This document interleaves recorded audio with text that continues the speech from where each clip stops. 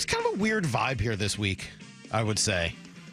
That was a rough one. It was. I mean, they really got their... I kind of want to say sorry to DJ, too. I feel like these weekly Wednesdays, 4-game winning streak, pumping up the Seahawks, LaMea, all this goodwill. Saw that DJ actually picked the Seahawks to win over the Packers. Yeah. Kind of in your head. Was it like, have we been making you feel like that's something you have to do, or did you actually just have information that made you think that would happen? Well, I mean, if they would have won, I would have said I did it on my own. But since they lost, I would kind of claim coercion. So that's how that works. Smart. That's very smart. Brock was telling me he thought that was a really big game, and I don't know. I didn't feel like it was. I kind of felt like taken with the Minnesota game, like you kind of need to win one of the two to show that you belong in that conversation. But the nice thing about having two of them in a row is if you do lose the first one, that next opportunity is right there in front of you to try to prove that you belong. What do you think? Was that a big game for them on Sunday? I think it was a big game, but I can see where you're coming from on the pairing the games together. I've kind of done the same thing with the Chargers, doing their games. They had a doubleheader coming up where they had Tampa and Denver, and it was like, okay, you finish up the year with a couple winnable games. You need to win one of those two. Now, the difference for both of those teams is that Seattle and the Chargers both got their doors blown off by a playoff team. So that's where it's like, okay, I'm okay. You can lose one, win one, but man, you don't want it to just be kind of embarrassing, which is what happened for both of those teams. So now it puts a lot of pressure as they each go into another game against a quality opponent. You got to have a better showing than what you saw last week. Why did it happen in Seattle's case? The humble pie, the way it was served. Well, I mean, for things going well, we sat on here and talked about it. I talked about the depth of the defensive front. We talked about how the offensive line, since they'd made a couple changes and it got Lucas back, that they had taken their game to another level. I went back. You remember we went over LaMea's scouting report, and we were trying to figure out. I was like, gosh, I thought I liked him more than I did in terms of the way he, the way I had him stacked. And I was like, well, I loved him in the run game. I had concerns in the pass game. Well, we've been talking about how the run game got cranked up and how he's been moving people, and Lucas being back makes a big difference. And this last week we saw the other side of the coin. I mean, in pass protection, he just got undressed. It was a rough one. Okay, so let's come back to him in a moment, because I got a question for you that I have to ask. But when you say all those things, is that a bad matchup for the Seahawks against Green Bay, or did they get exposed by Green Bay? Well, I think that both. I mean, I definitely think that there's things that will carry over from that the other teams are going to look at. And if you can stop the run and put them in situations in favorable down and distances where you can pin your ears back, it's not a great pass blocking offensive line. It's an offensive line. It's better built with the way they're currently constructed with the guys they have out there right now to get after you in the run game. Come off the ball, use their athleticism at tackles to get out in the perimeter. They cut guys off on the backside.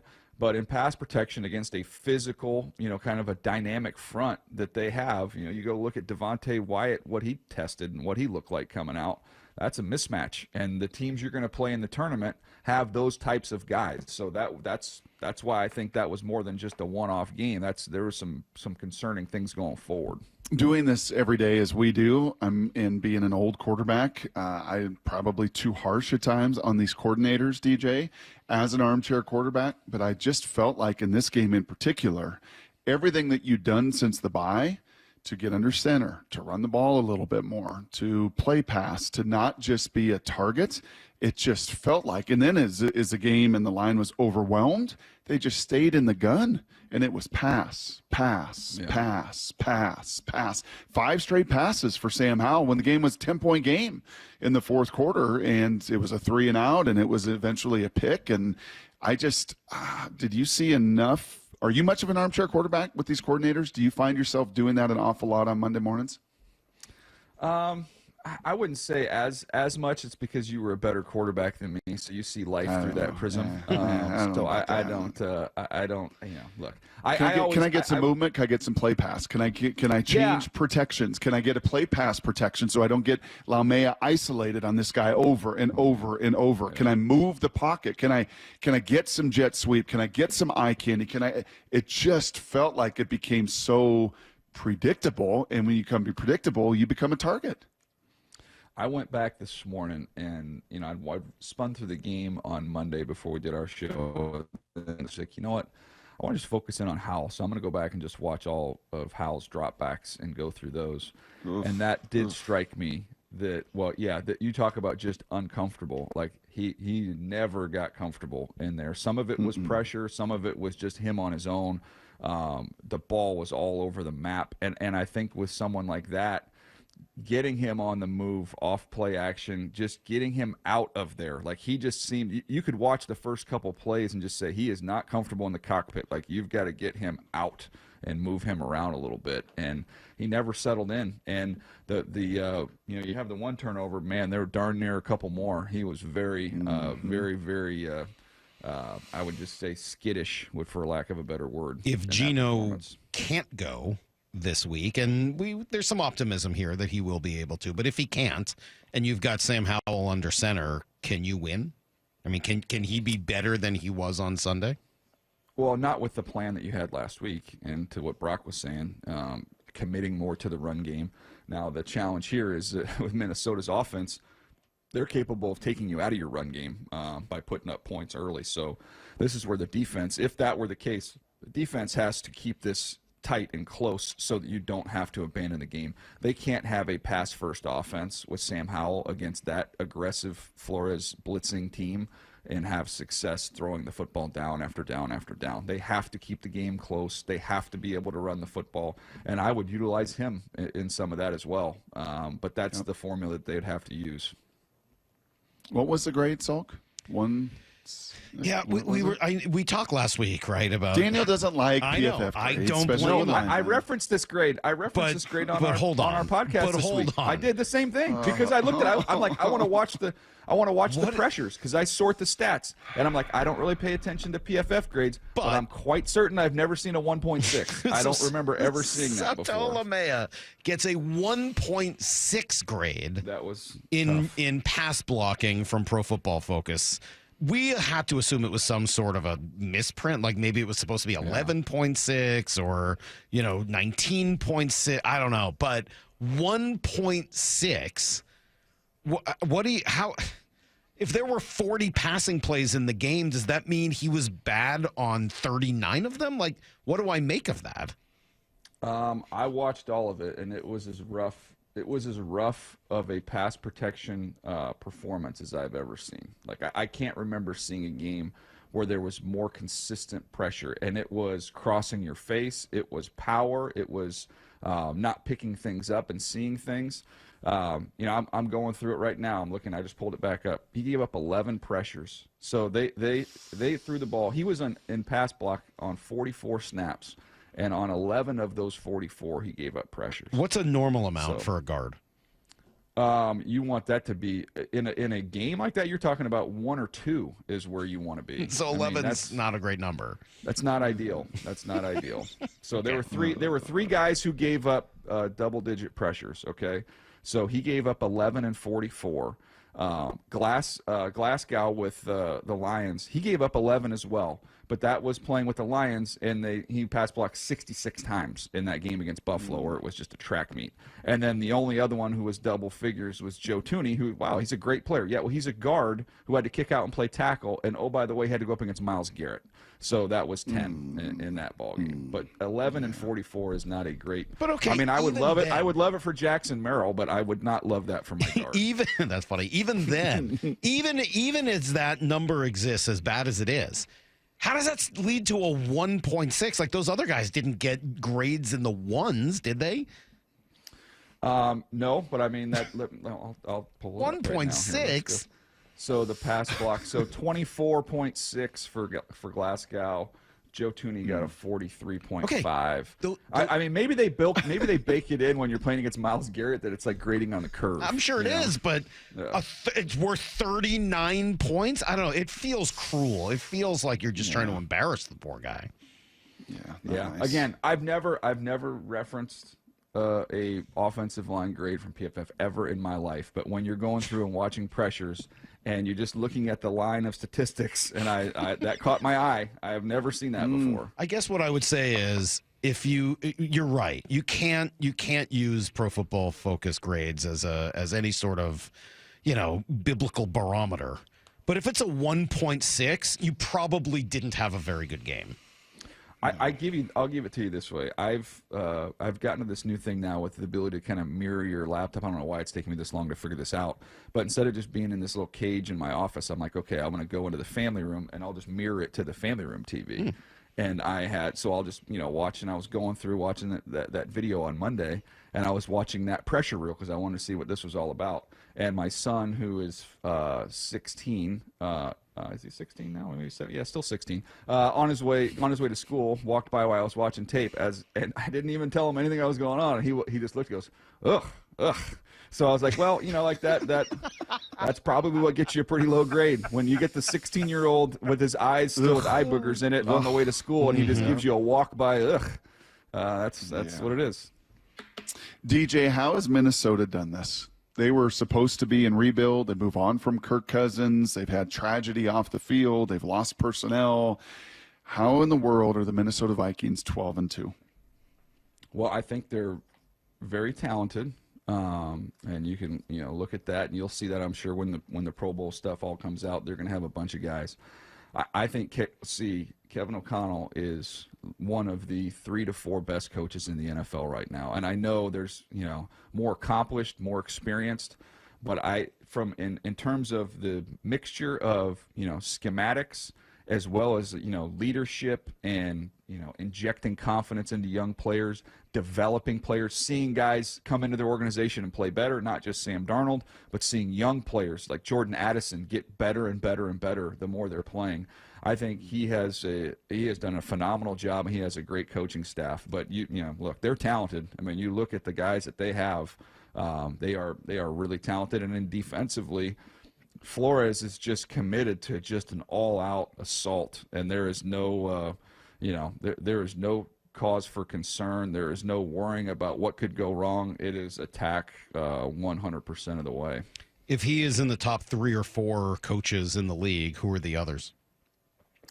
Well, I think you kind of look at the longevity candidates. I mean, you've got the Andy Reid faction. You've got I would put Tomlin just for the overall consistency and what he gets out of his teams year after year, maximizing their talent.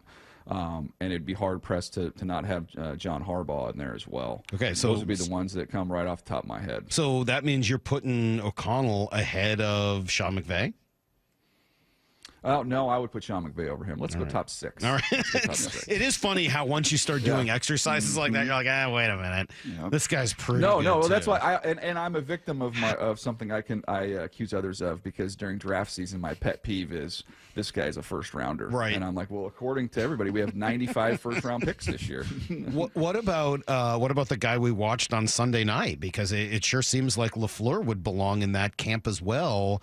And Brock and I had some conversations this week about how of the guys in that tree, and it feels like we just mentioned 4 of them, right? And throw Shanahan's name in there as well.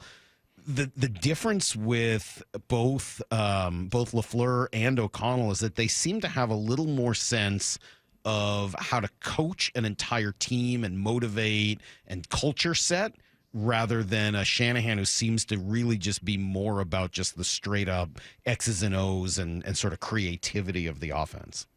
Yeah, there's kind of scheme, and then there's the the personality aspect of it. But on Shanahan, like it'd be fascinating to kind of group coaches based stylistically, because Shanahan, I think I would put, even though it's a different side of the ball, I'd probably put him in like the Belichick tree. Just kind of a little prickly, a little gruff. That's a good way to put it. Not the most talkative, not going to smile a whole heck of a lot. And then we have the guys who, I think that really McVay, look at the guys with him outside of Shanahan. When you look at McVay, Kevin, and LaFleur, I think those guys have a pretty, maybe a holistic approach and seem to enjoy life a little bit more. Is the confetti analytic one that is used in scouting departments? It's an old Joe Cladism. I think he likes to say it. I've heard him say it a few different times. Can you picture this guy? Yeah, go ahead. Well, first of all, Come on. Yes. And I talked to Joel on the phone 2 days ago. That's thievery, okay? Because we did that on the podcast a million years ago. That was my line. It was my line. The confetti test for quarterbacks. Man. Don't let Joel steal that. Don't let him get away with that. We got to have Joel back on. We had Joel on yesterday, and he was just taking shot after shot at me. And now that's good. We need a little extra ammunition. Lyle Amora, cut that. Cut DJ right there. Calling it. Do you find the same thing as me that when you have Joel on one of your shows, you have to do less prep because all of his answers are 10, 15 minutes long? That's fair. Yeah, that's fair. Unless you ask him about his baseball career. Funny. So confetti test. Sam Darnold and Geno Smith. Yeah, I think. Look, I'd feel more comfortable saying that I can in this setup where they are right now. I give the confetti test to Sam. I could see that. I could see them on the stage. I could see that confetti falling. Mm-hmm. With Geno, it's just. I mean, off this year, it's just been so up and down. It's hard to give you a yes on that one based off what we've seen this year. There's been times in his career, or over the career in a couple of years where I would have answered yes to that. That hey, provided he has all the pieces, yeah, I could see that happening. I don't see that happening right now. How about just pieces? How about not a 1.6 grade in front of him at right guard? How about it just a somewhat stable situation at the line of scrimmage? Because the passing metrics, the late game metrics, the accuracy metrics, the eye test of seeing him out and skittish Sam Howell in was like, whoa, this is night and day. And maybe that's more reflective of Sam and everything else. But is there something to be said that with a guard, two guards, that Geno Smith – with people around him, can see confetti dropped or still no? Well, I don't want to put on one play, but like then you go and watch just the red zone. Turnover in that game. I know. And you're like, what the heck what was this? Yes. Yep. Just trying to jam it in. There've been four of them. He leads the league. He's got four in the end zone, red zone. And you don't just have to watch that one play. You can watch the play before it that probably should have been picked off. Yep. Yeah. So I mean, that's I can't just excuse that away on what's in front of him. And if we're talking about the confetti test, to me, it's not about distancing yourself from the people behind you. It's trying to reel in the people that are in front of you. And that's where, I think at this point in time, I'd say he comes up a little bit short. Well, then you and I probably will feel similarly in the debate that Brock and our friend G were having yesterday. And G had come in and said, I think Geno Smith made himself a lot of money just by virtue of seeing Sam Howell come in and how bad it was. And I was on the exact opposite side, and I said, I would hope not. I mean, like, who's comparing the two of them? I don't want to know what Geno's like compared to Sam Howell. I want to know what he's like compared to, hopefully, something out there that is better.